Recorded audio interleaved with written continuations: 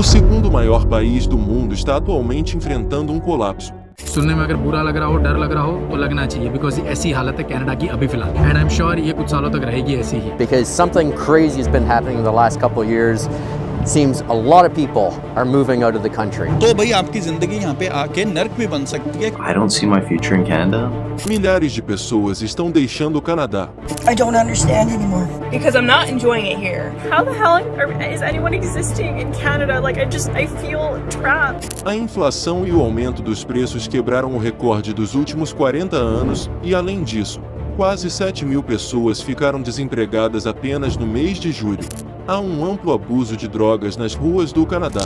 A taxa de violência e criminalidade é a mais alta dos últimos 30 anos e aumentou rapidamente nos últimos 2 anos. Alugar ou comprar uma casa no Canadá se tornou impossível para quase 70% da população. Nos últimos 10 anos, a percentagem de pessoas sem teto no Canadá, significando pessoas que não têm um lugar para viver, quase duplicou. O segundo melhor país do mundo, onde milhares de pessoas costumavam ficar em filas para imigração, chegou a este estado hoje. A resposta para isso reside em 4 razões que discutiremos no vídeo de hoje, então certifique-se de assistir atentamente até o final.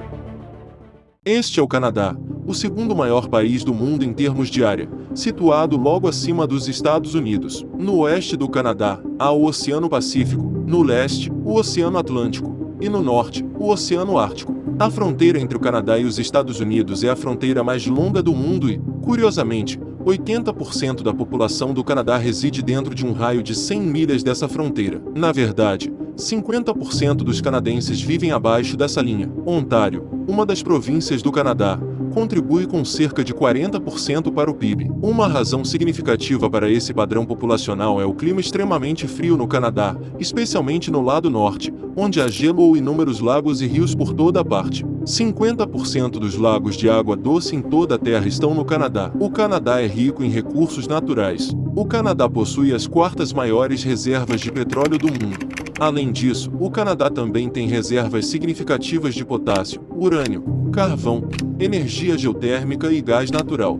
Devido aos inúmeros lagos e reservas de água, 60% da energia do Canadá provém de usinas hidrotermais, tornando o Canadá o segundo maior produtor de eletricidade a partir da água no mundo. As principais indústrias no Canadá são imobiliária, mineração e manufatura, e todas essas estão presentes em suas províncias, razão pela qual a maioria da população reside aqui. Apesar de condições tão favoráveis, a trajetória do Canadá tem declinado rapidamente nos últimos anos. Em 2021, apenas 45% dos imigrantes se tornaram cidadãos canadenses, e esses eram indivíduos que chegaram ao Canadá há 10 anos, em 2011. Se compararmos essa proporção com 20 anos atrás, em 2001, 75% dos imigrantes se tornaram cidadãos canadenses. Isso sugere que muitas pessoas que vêm para o Canadá agora não têm a intenção de ficar a longo prazo. De acordo com uma pesquisa recente, 20% dos imigrantes que chegaram após 2018 estão considerando deixar o Canadá.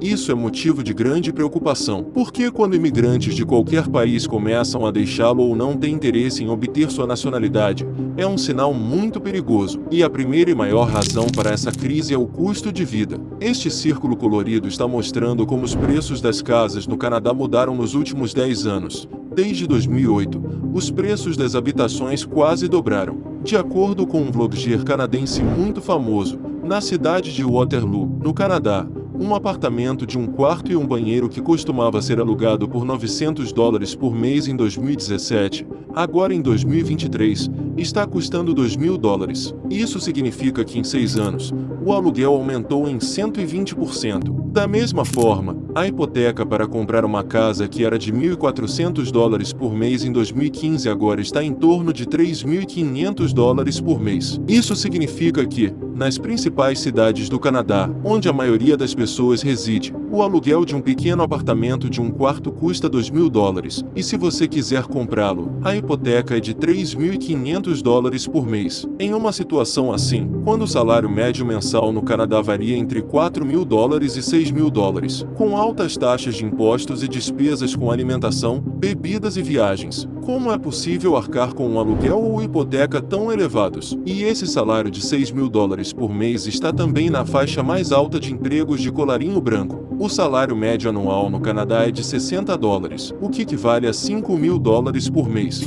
Por isso, uma pesquisa recente revelou que 63% dos canadenses não possuem suas próprias casas e basicamente desistiram da ideia de conseguir comprar uma casa algum dia. E a razão para isso é a seguinte: digamos que o seu salário anual seja de $60. Após os impostos, isso seria cerca de $50. E se você mora em grandes cidades como Toronto, Vancouver ou Waterloo, o aluguel anual facilmente varia de $20 a $25. Além disso, suponhamos $5.000 para alimentação, que é uma despesa mínima, depois o seguro do carro, o seguro médico e ocasionalmente compras, especialmente para roupas de inverno, já que o Canadá enfrenta invernos muito rigorosos. Assim, no final, você não tem dinheiro suficiente para comprar uma casa média nessas grandes cidades. Levará pelo menos de 10 a 15 anos para acumular dinheiro suficiente para comprar uma casa média. Portanto, o aumento nos preços dos imóveis é a primeira razão pela qual viver no Canadá está se tornando difícil, especialmente para aqueles que chegaram ao Canadá após 2019. A segunda razão é o mercado de trabalho lento. Na realidade, o Canadá depende fortemente de recursos naturais, e a maioria dos investimentos está nos setores de mineração, manufatura ou imobiliário. 17% do PIB do Canadá advém de recursos naturais, e 50% de suas exportações de mercadorias também estão relacionadas a recursos naturais.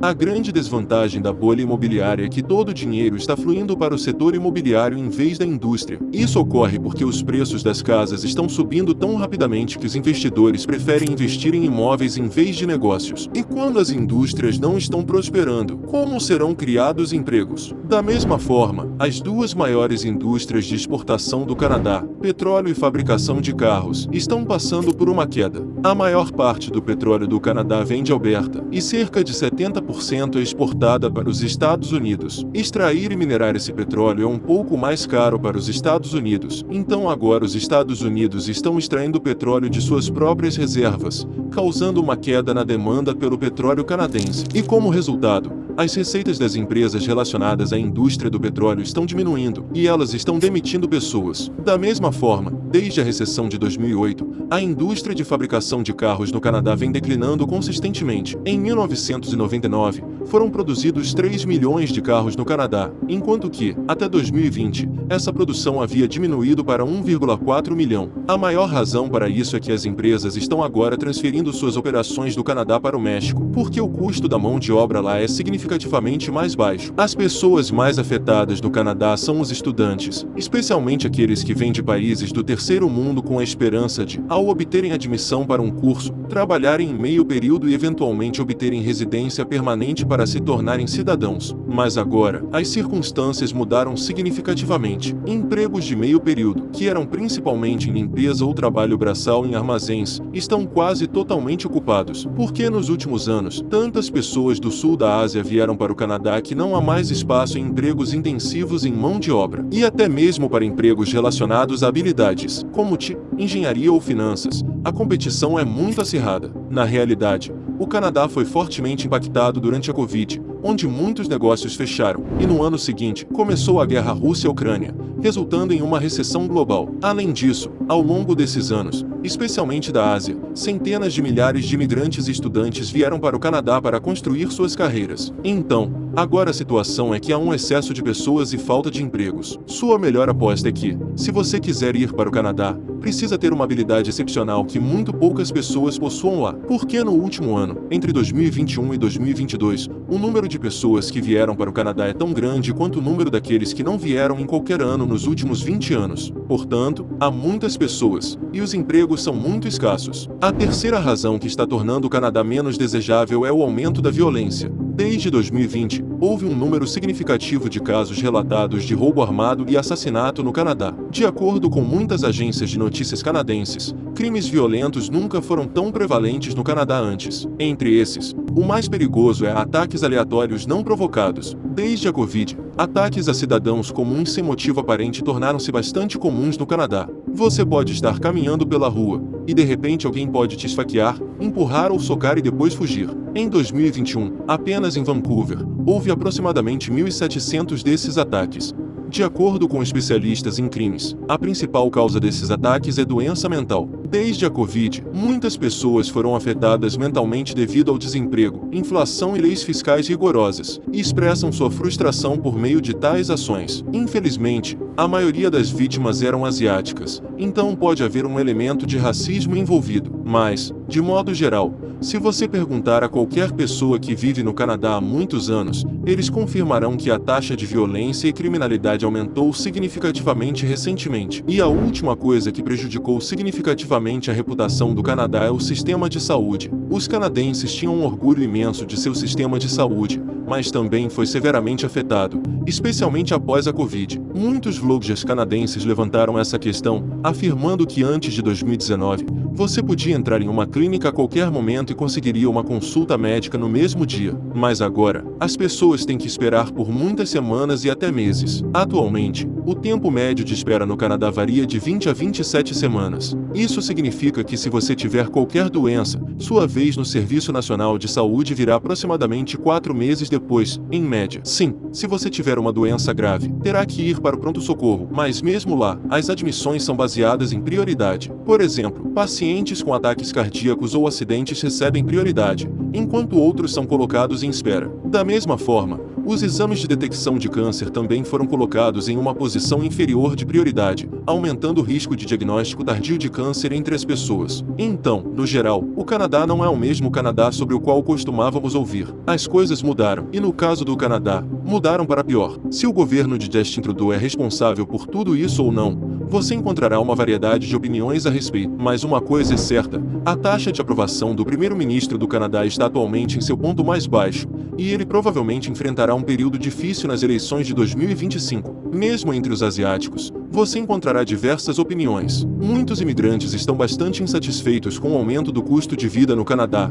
especialmente aqueles que não conseguiram garantir empregos de colarinho branco e estão lutando para chegar ao final do mês. O que você sabe sobre a situação no Canadá e o quanto concorda com o que foi discutido neste vídeo? Por favor, compartilhe seus pensamentos nos comentários abaixo. Estas são todas as fontes que consultamos para este vídeo. Até o próximo vídeo com outro tópico interessante. Cuide-se!